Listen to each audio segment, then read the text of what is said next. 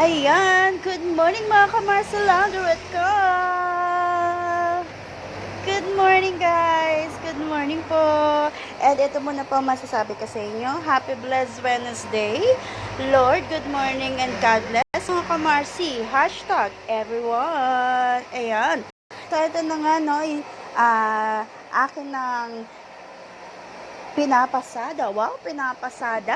Akin nang nilalaban ng damit ni Kuya Dodge Ginto, ang aming first and ever client. As in talagang mga ka-Marcy, siya yung, alam mo yung pa namin talaga ko so hindi naman namin siya pwede tanggihan.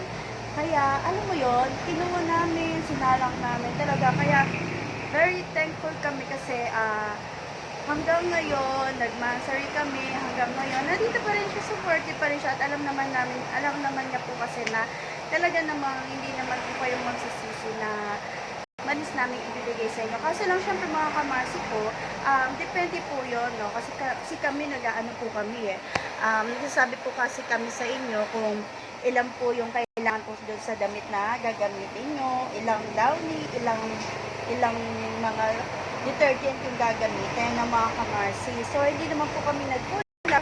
Decision nyo pa din mga ka-Marcy yung masusunod kung ilang po yung gagamitin natin doon sa damit na gusto nyo. Ayan. So, ayan na nga po, no.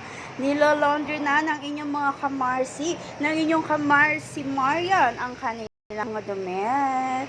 Ayan po. So, later po, balik-balik po tayo mamaya. Ayan. So, sobrang mga ka-Marcy, kaya kailangan lagi po tayo iinom ng tubig. Okay? So, see ya mga ka-Marcy!